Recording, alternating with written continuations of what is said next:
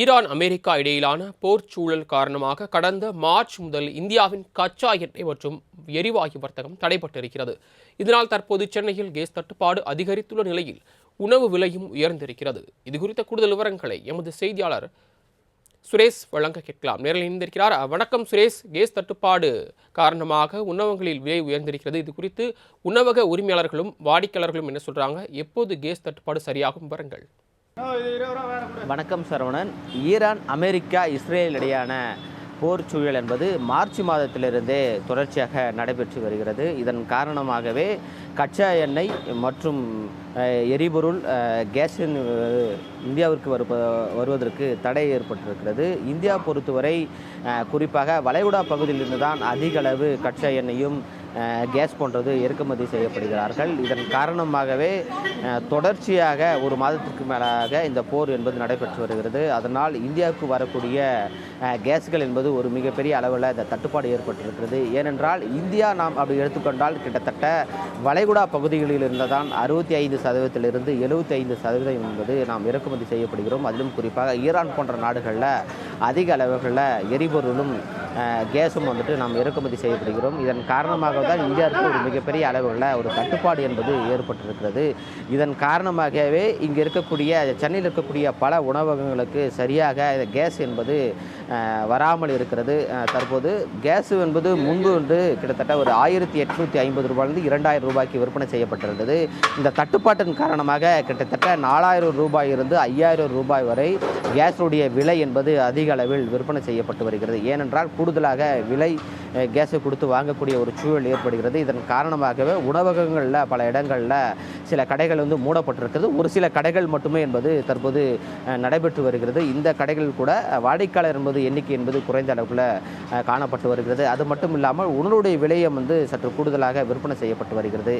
கிட்டத்தட்ட சில கடைகளில் பிரியாணி என்பது 10 ரூபாய்க்கும், சில கடைகளில் 10 ரூபாயிலிருந்து 30 ரூபாய்க்கும் விற்பனை செய்யப்பட்டு வருகிறது. அதே போன்று சிக்கன் ரைஸும் குறிப்பாக எக் ரைஸும் கூட கூடுதலான விலைகள் என்பது விற்பனை செய்யப்பட்டு வருகிறது. ஏனென்றால் கூடுதலாக கேஸுக்கு அந்த விலை கொடுத்து வாங்குவதனாலே நாங்கள் இந்த கூடுதலான ஒவ்வொரு உணவுக்கும் கூடுதலான விலை வைத்து நாங்கள் வாங்குகிறோம் என்றும் கடை உரிமையாளர்கள் தெரிவிக்கிறார்கள். தற்போது நம்மிடம் கடையினுடைய உரிமையாளர் இருக்கிறார். நாம் அவரிடம் கேட்போம்.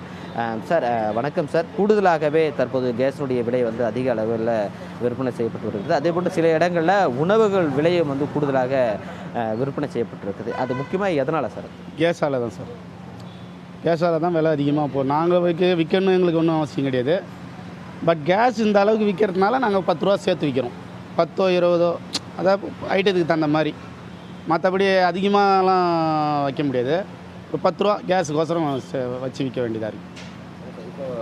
குறிப்பாக முன்பு எவ்வளோ இந்த கேஸுடைய விலை இருந்தது? இந்த போர் காரணமாக விலை தற்போது எவ்வளோ அதிகரிச்சிருக்கு? எவ்வளோ கொடுத்து நீங்கள் கூடுதலாக ஒரு கேஸ் வாங்குறீங்க? இப்போ பார்க்க போனால் இப்போ ஒரு வாரத்துக்கு முன்னாடி 4500 கொடுத்து வாங்கணும். 4500, 4600. இப்போ இன்றைக்கி 4200 சொல்லிக்கிறாங்க. அது படிப்படியாக குறையுமா இல்லை இப்படியே இருக்குமான்னு சூழ்நிலை தெரியல. குறிப்பாக இந்த கடைகளை பொதுமக்கள் சாப்பிட்றாங்க. கூடுதலான விலை விற்கப்படுது. அப்போ நீங்கள் கூடுதலான விலை கேட்கும் போது இப்போ அவங்க தரப்புலேருந்து என்ன சொல்கிறாங்க? இல்லை கொடுத்துட்றாங்களா? இல்லை வேறு ஏதாச்சும் இல்லைங்க கூடுதலாக நீங்கள் ஏன் கேட்குறீங்க அப்படி கேட்குறாங்களா சார்? இல்லை சில பேர் கேட்குறாங்க தான். சில பேர்லாம் இப்போ பரவாயில்ல இருக்கட்டுன்றாங்க. சில பேர் இந்த சிலிண்டரால் விலை ஏற்றி விற்கிறீங்க, இது இப்படியே வச்சுருப்பீங்களா இல்லை குறைப்பீங்களான்னு கேட்குறாங்க. சிலிண்டர் விலை சரிஞ்சதுன்னா நாங்கள் குறைச்சிருவோம். எங்களுக்கு அந்த பழைய ரேட்டே போட்டுருவோம். குறிப்பாக இந்த சிலிண்டருடைய விலையின் அதிகம் காரணமாக தான் நான் கூடுதலாக ஒவ்வொரு பொதுமக்களிடம் அங்கே கூடுதலாக பணம் வாங்கக்கூடிய ஒரு நிலை இருக்குது. ஏனென்றால் ஒவ்வொரு சிலிண்டருக்கும் 2000 ரூபாயிலிருந்து 2500 ரூபாய் கூடுதலாக நாங்கள் பணம் கொடுத்து வாங்கக்கூடிய ஒரு சூழல் இருக்கிறது. இதனால் தான் உணவு பொருட்களுடைய விலையும் கூடுதலாக நாங்கள் விற்பனை செய்யப்படுகிறோம் கடை உரிமையாளர் தெரிவிக்கிறார்கள். இனி வரக்கூடிய நாட்களில் சிலிண்டருடைய விலை குறைந்தால் நாங்கள் நிச்சயமாக இதற்கு முன்பு இருந்த விலைகளையே இந்த உணவுகள் என்பது நாங்கள் விற்பனை செய்யப்படும் என்று கடை உரிமையாளர் தரப்பிலிருந்து தெரிவித்திருக்கிறார்கள் என்பது குறிப்பிடத்தக்கது. சரவணன்.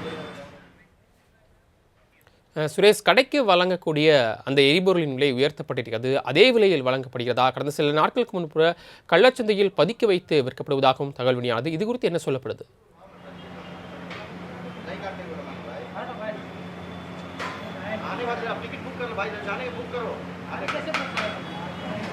நிச்சயமாக அதாவது சில இடங்களில் முன்பு வந்து மிக எளிதாக ஒவ்வொரு வணிக பயன்பாட்டிற்கான சிலிண்டர்கள் வந்து மிக எளிதாக கிடைக்கும். 1800 2000 ரூபாய் என்பது கிடைக்கும். நாங்கள் மிக எளிதாக வாங்கி விடுவோம். வாங்கி அதனுடைய உணவுக்கு சமைத்து பொதுமக்களுக்கு நாங்கள் அந்த கூடுதல் விலை இல்லாமல் விற்கப்படும் என்றும் இவர்கள் தரப்பு சொல்கிறார்கள். ஆனால் தற்போது அந்த கள்ளை சந்தைகளில் அதிக அளவில் வாங்கக்கூடிய ஒரு சூழல் இருக்கிறது. ஏனென்றால் இப்போ நேரடியாக நீங்கள் போய் வாங்க வேண்டும் என்றால் கிட்டத்தட்ட ஒரு நீண்ட நாட்கள் எடுத்துக்கொள்ளக்கூடிய ஒரு சூழல் இருக்கிறது. இதனால் ஒரு மாதத்திற்கு வரைக்கும் இங்கே உணவு கடைகளில் வந்துட்டு நாங்கள் வாங்கக்கூடிய அந்த சிலிண்டர்கள் என்பது மிகப்பெரிய அளவுகளில் அதை பயன்படுத்த முடியாது. சில நாட்களுக்குள்ளே அது தீர்ந்துவிடும். இதன் காரணமாக தான் நாங்கள் வெளிச்சந்தையிலிருந்து வாங்குகிறோம். அதன் காரணமாக தான் கூடுதலாக விலை விற்கிறார்கள் என்றும் தெரிவிக்கிறார்கள். ஏனென்றால் கள்ளச்சந்தையிலிருந்து வாங்கினால் மட்டுமே தான் எங்களுடைய உணவகங்களை வந்துட்டு சீரான முறையில் இயக்க முடியும். அவர்களை எவ்வளவு விலை கேட்கிறார்களோ அந்த விலை கொடுத்து வாங்கக்கூடிய ஒரு சூழல் இருக்கிறது. ஏனென்றால் அவர்களிடம் கூடுதலான பணம் கொடுக்கவில்லை என்றால் நாங்கள் உடனடியாக அந்த சிலிண்டர்களை வந்து வாங்க முடியாது.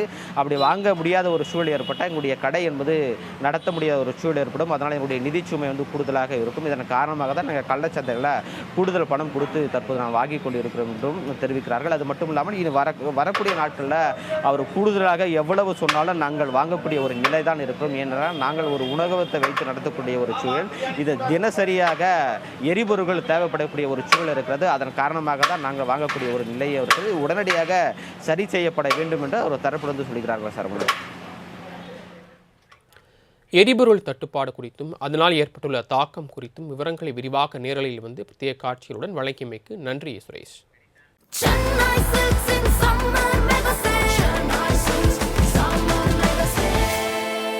The Chennai Silks in Mega Summer Sale.